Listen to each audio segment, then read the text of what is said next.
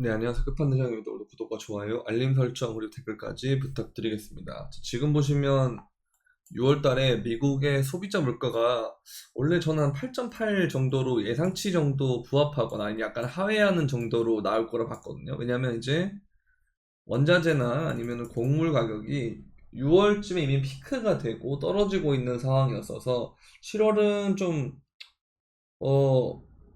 높게는 나오겠지만 그래도 예상치 정도가 너무 높게 나왔기 때문에 그래서 이 정도면 되겠다 싶었는데 생각보다 높게 나와서 시장에 순간적으로 충격이 갔던 것 같아요.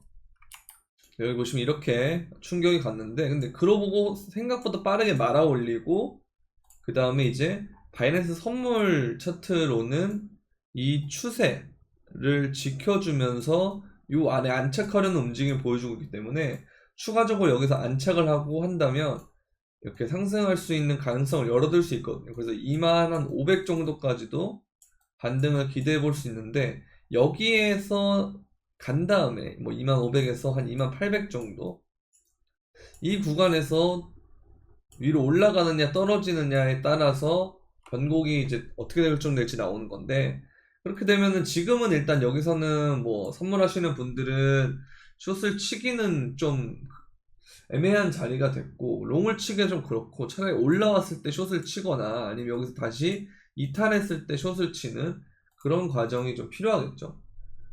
네, 그러면서 일단 여기 보면 선물방에서도 보시면 이렇게 롱으로 먼저 먹고 이쪽에서 롱으로 먹고 그 다음에 숏으로 전환한 다음에 하락을 한 다음에 다시 롱으로 전환을 해서 이렇게 먹었던 그런 상황이거든요. 보시면 롱을 했다가 그 다음에 이제 여기서 숏으로 스위칭을 하고 그 다음에 여기서 숏을 다 19,000까지 타겟이 갔죠. 여기 딱 거의 19,000 근처까지 찍었단 말이에요.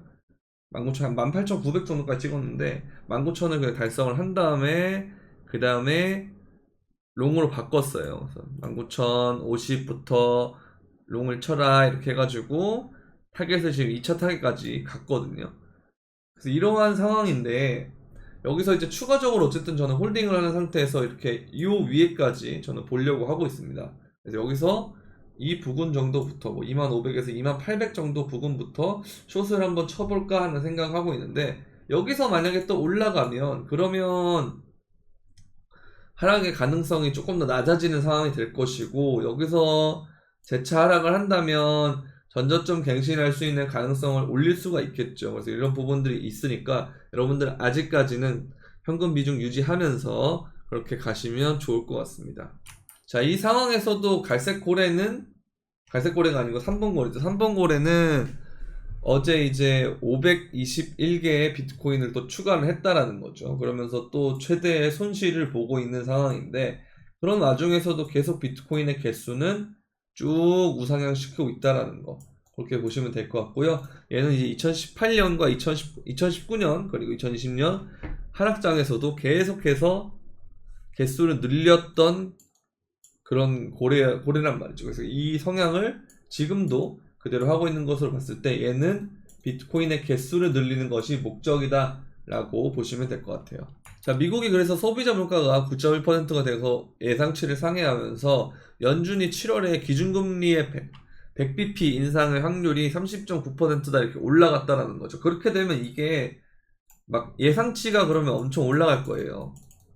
시장에서 예상치가 올라갈 건데 그래서 요번에 금리가 뭐 100bp를 올리든 이렇게 되면 예상치가 부합이 되는 거고 이게 시장 컨센 자체가 이렇게 바뀌면 이러면 이게 예상치가 부합이 되는 거고 75bp를 올리면 이건 예상치를 하회하는 거거든요. 그래서 그렇게 시장이 받아들일 가능성이 높고 이게 이미 가격이 선반영이 되고 있다라고 보시면 될 것 같아요. 근데 어쨌든 6월에 뭐 원자재나 곡물이나 식량이나 이런 쪽이 다 가격이 피크를 찍고 변곡을 하고 있는 상황이거든요. 조정을 하고 있는 상황인데 소비자 물가 지수가 아직까지 완벽하게 반영이 안 됐을 뿐 거의 7월에 9.1이 가장 높을 것이다 라고 이제 저는 보고 있고 그래서 CPI가 떨어지고 있으면 물가가 어느 정도 잡아가고 있는 상황이 될 것이기 때문에 7월에 올리는 금리 인상이 거의 마지막 빅 스텝일 가능성이 높다라고 일단 이렇게 보고 있습니다. 저는. 그러면서 그 이후에는 경기 침체 이슈가 조금 부각되면서 뭐 금리 인상 자체를 뭐 그냥 동결을 한다든지 그런 관점으로 가지 않을까 그렇게 보고 있어요. 그래서 마이클 세일러가 달러와 타국 간 통화 간의 환율 격차가 확대가 되고 있는데 비트코인은 뭐 여전히 1비트코인은 1비트코인이다 이러면서 전 세계가 이러한 이치를 발견하는 게 시간 문제다 이렇게 나오는데 시간 문제까지는 잘 모르겠는데요. 이 부분이 나중에 부각이 될 수 있을 부분은 충분히 부각이 될 만한 그런 요소인 것 같긴 합니다. 왜냐하면 지금 달러가 계속 올라가고 있는 건 사실인데 실제로 달러 인덱스를 보게 되면 어제 급등을 하긴 했는데요. 그러고 쑥 빠졌어요. 여기서 급등을 한 다음에 쑥 빠졌거든요. 그래서 이게 이제 올라가는 상황에서 이후에 떨어지면 이게 거의 고점을 나타내는 시그널이 될 가능성이 있어가지고 그렇게 되면 달러 인덱스가 쭉 빠질 가능성이 있는데 그러면 여기서 달러 인덱스가 이렇게 빠진다고 해서 뭐 신흥국이나 아니면 타국과의 통화 가치가 올라가느냐 하면 그것도 애매한 상황이거든요. 이러다 보면 화폐 자체의 어떤 개념과 질서가 붕괴되는 상황이 오기 때문에 거기에서 어떤 대안으로 크립토가 주목받고 인정받을 시기가 오긴 올 수 있다라는 거죠. 근데 뭐 시간 문제다 이건 잘 모르겠어요. 자, 그리고 전 리플 이사회 멤버 마이클 바가 연준 부의장 임명하는 것이 통과가 됐단 말이죠. 그러면 이제 리플 출신이 연준으로 지금 가고 있다는 거는 이게 어느 정도 커넥션이 계속 있을 거다라고 볼 수 있단 말이에요. 그래서 리플이 어쨌든 소송을 하고 있고 이 부분에서 잘 해결이 되면 리플은 이제 제드 맥칼렘의 매도 압박도 거의 끝났고 소송 이슈도 긍정적으로 끝나게 되고 얘가 연준 부의장으로 임명이 됐기 때문에 이 부분에서 커넥션이 계속 일어나게 되면 리플도 이 결제나 혹은 금융에서의 문제가 되면서 암호화폐가 부각이 될 때 거기서 또 같이 부각이 될 수 있는 그런 코인이 될 가능성이 높아진다라고 볼 수 있겠습니다. 자, 그러면서 유엔이 암호화폐가 개발도상국의 화폐 주권을 위협하는 가능성이 있고 이게 규제 조치가 필요하다라고 되어 있는데요. 그러면서 암호화폐가 개인 및 금융기관에 가져올 혜택보다 국가에 끼칠 불이익이 더 크다라고 이렇게 해놨죠. 그러면서 정부는 공공재 역할을 담당하는 자체 결제 시스템을 개발하고 CBDC 생성을 모색하라. 결국은 디지털 화폐로 가라는 거거든요. 그러니까 지금의 화폐 구조보다도 가야 되는 것은 CBDC다라고 이제 보고 있는 거죠.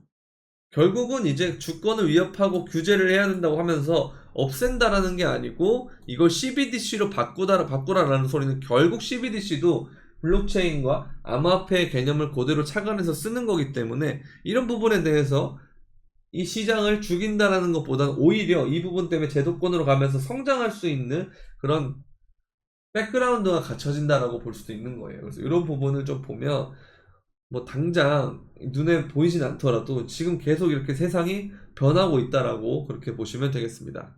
자, 그러면서 이렇게 온체인 지표를 보게 되면 여기가 이제 2014년에서 2016년 약 2015년 부근에 해당되는 상황인데 여기서부터 추세를 이렇게 이어보면 이러한 추세가 완성이 돼요. 그리고 여기서부터 이런 식으로 추세를 이렇게 이어보면 또 이러한 추세가 완성이 돼요. 그래서 이렇게 보게 되면 이 추세가 맞다면 이 부분이 주요한 변곡점이 될 것이고 이 부분이 주요한 저점의 거의 뭐 바닥권, 박스권이 될 가능성이 높지 않나 라는 그런 생각을 하고 있거든요.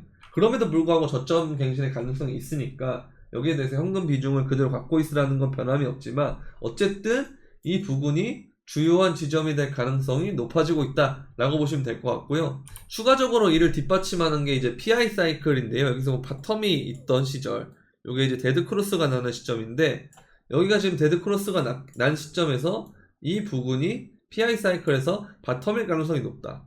얘도 여기서 그렇고 여기서 그렇고 이 구간이 거의 주요한 바닥권이라고 볼 수 있었던 자리였거든요. 이 두 구간이. 근데 지금 여기도 데드 크로스가 났기 때문에 이 부분에서 CI가 바텀이 될 가능성이 있지 않느냐. 그러면서 지금 보면 여기는 19,000 한 100달러 부분이었는데 지금은 19,800이죠.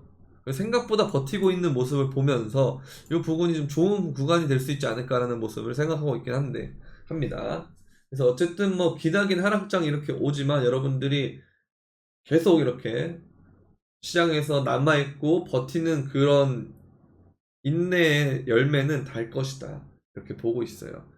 그래서 여러분들 혼자 하시기만 힘들다 그러면 멤버십에 도움을 받을 수 있고요. 멤버십은 주로 현물 거래를 중심으로 하고 있고 선물방은 선물 거래를 중심으로 하고 있는데요. 멤버십에 가입하시고 싶으신 분들은 구독 버튼 옆에 있는 가입 버튼을 눌러주시면 되고, 그리고 선물방 아까 보여드렸던 텔레그램에서 브리핑 나오고 채팅방에서 관점 공유를 하는 그런 선물방에 가입하고 싶으신 분들은 영상 설명란에 있는 비트겟 거래소 가입 링크를 통해서 가입을 하신 다음에 거기에 여러분들의 시드를 $800 이상 입금을 하시고 그 다음에 밑에 선물방 신청하는 구글 폼 링크가 있거든요. 거기에다 여러분들 UID와 이메일 주소를 입력을 하시면 거기다가 텔레그램 주소 그리고 카톡방 주소 이렇게 보내드리도록 하겠습니다.